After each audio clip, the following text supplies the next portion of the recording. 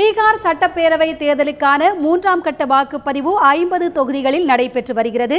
மக்கள் ஆர்வத்துடன் வாக்களித்து வருகின்றார்கள். நண்பகல் 12 மணி நிலவரப்படி 29% வாக்குகள் பதிவாகியுள்ளது. இது குறித்த கூடுதல் தகவல்களோடு அங்கு எமது செய்தியாளர் பிரபஞ்ச் காத்திருக்கிறார். அவர் தரும் நேரடி தகவல்களை பார்ப்போம்.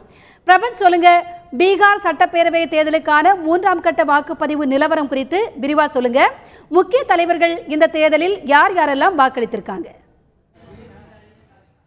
நிச்சயமாக சகோதரமணி, இப்போ நீங்கள் பார்த்தீங்கன்னா பீகார் சட்டமன்ற தேர்தல் ஒரு விறுவிறுப்பாக காணப்படுதுன்னு சொன்னாலே ஒரு மிகை அல்ல. அதையும் தாண்டி 3ஆவது கட்டமாக தான் ஒரு டிசிசிவ் அப்படின்னு சொல்கிறாங்க. இதில் தான் தெரியும் பிஜேபிக்கா இல்லை மகா கட்பந்தன்கா அப்படிங்கிற மாதிரி ஒரு பெரிய சேலஞ்ச் இருக்குது. இதுதான் இந்த தேர்ட் ஃபேஸ் தான் ஒரு முக்கியமான சேலஞ்ச் அப்படின்னு சொல்லப்படுது. அதையும் தாண்டி பார்த்தீங்கன்னா இங்கே எலெக்ஷன் நல்லா ப்ராசஸ் நல்லா நடக்கணும் அப்படிங்கிறதுக்காக எலெக்ஷன் கமிஷன் இங்கே ஹெவியாக நல்லா ஒரு நிறைய அரேஞ்ச்மெண்ட்ஸ்லாம் பண்ணியிருக்காங்க. ஓட்டர்ஸ்லாம் ஒரு ஃப்ரீ அண்ட் ஃபேராக நல்லா அவங்களோட ஓட்டை பதிவு பண்ணுறதுக்காக வேண்டி நிறைய அவங்களுக்காக வசதிகள் இங்கே செய்து கொடுத்துருக்காங்க. இங்கே நம்மக்கிட்ட சில மக்கள் பீகாரை சேர்ந்தவங்களாம் சில பேர் இருக்காங்க. அவங்கக்கிட்ட கேட்போம் என்ன மாதிரியான அரேஞ்ச்மெண்ட்ஸ்லாம் அவங்களுக்கு பண்ணியிருக்காங்க, என்ன மாதிரியான அவங்களுக்கு ஒரு ஃபெசிலிட்டிஸ்லாம் நல்லா இருந்துச்சு, எப்படி அவங்களோட ஓட்டிங் எக்ஸ்பீரியன்ஸ் இருந்துச்சுன்னு கேட்போம். सर आप ये बताइए आपका वोटिंग एक्सपीरियंस कैसा रहा? बहुत अच्छा, बहुत अच्छा। और आपको क्या लगता है कि अभी इस बिहार में लॉ एंड ऑर्डर कैसा है और यहाँ पे सिक्योरिटी कैसा है, इंफ्रास्ट्रक्चर में क्या बदलाव आ सकता है? चुनाव के लिए बहुत अच्छा अरेंजमेंट्स है। लॉ एंड ऑर्डर के लिए यहाँ पर कोई प्रॉब्लम नहीं है। लेडीज़ के लिए बहुत सिक्योरिटी है। इवन लेडीज़ के लिए व्हीकल है जो ला सकता है जिन लोगों को आने में पैदल दिक्कत है। तो सो मैनी। आपको कैसा लग रहा है इसमें?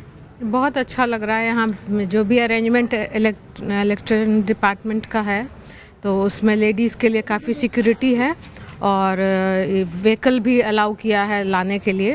तो बहुत अच्छा अरेंजमेंट है, बहुत पीसफुल हम लोग वोटिंग किए। और ये आपका मुद्दा क्या रहा इस बार में? आपको इस बार आपको वोटिंग करने को मिला है तो आपका मुद्दा क्या रहेगा? विकास।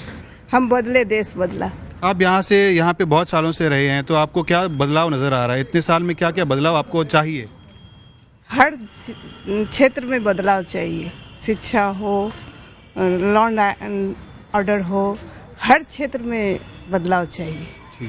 ஸோ நீங்கள் பார்த்தீங்கன்னா இங்கே இவங்களுக்கு இன்ஃப்ராஸ்ட்ரக்சர், எஜுகேஷன், இது போல் நிறைய விஷயங்கள் இவங்களுக்கு தேவைப்படுது. அதெல்லாம் ஒரு பெரிய டெவலப்மெண்ட் வரணும், அதுக்காக தான் நாங்கள் வாக்களிச்சிருக்கோம் அப்படின்னு சொல்லியிருக்காங்க.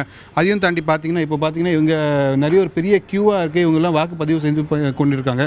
நீங்கள் குறிப்பாக இங்கே பார்க்கணுன்னா இங்கே ஸ்பெஷலி டிசேபிள்டு பீப்புள், லேடிஸு, கர்ப்பிணி பெண்கள், அதுக்கப்புறமா வயதானவர்களுக்காக ஒரு ஸ்பெஷலாக ஒரு வண்டி இது ஃப்ரீ சர்வீஸ்க்காக ரெடி பண்ணியிருக்காங்க எலெக்ஷன் கமிஷன்லேருந்து.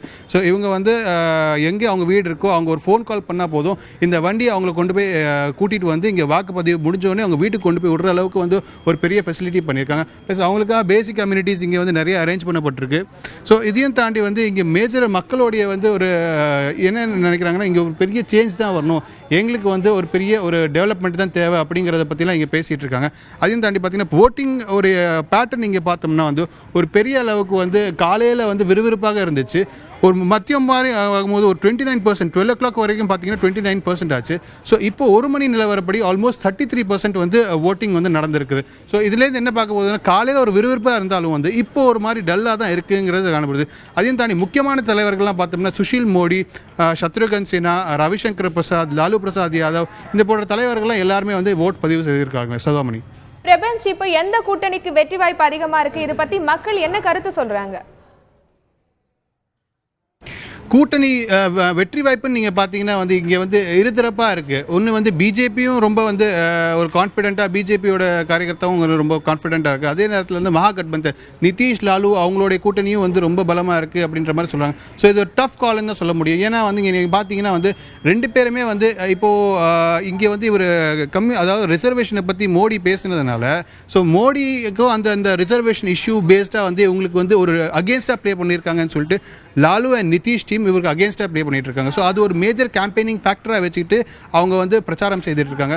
ஸோ அது இங்கே பீகார் மக்கள் பொறுத்தளவில் கேட்கும் போது அந்த ரிசர்வேஷன் இஷ்யூவை பற்றி பேசும்போது இல்லை அது ஒரு மேஜரான அகேன்ஸ்ட் கார்டை ப்ளே பண்ணியிருக்காங்க. ஸோ இதுலேருந்து அவங்களுக்கு பிஜேபிக்கு ஒரு இழப்பாகவே இருக்குங்கிற மாதிரி சொல்கிறாங்க. பட் இருந்தாலும் பிஜேபி ரொம்ப கான்ஃபிடென்ட்டாக இங்கே யூத் பேஸ் ஜாஸ்தி, ஆல்மோஸ்ட் 33% இங்கே யூத் பாப்புலேஷன் இருக்குது.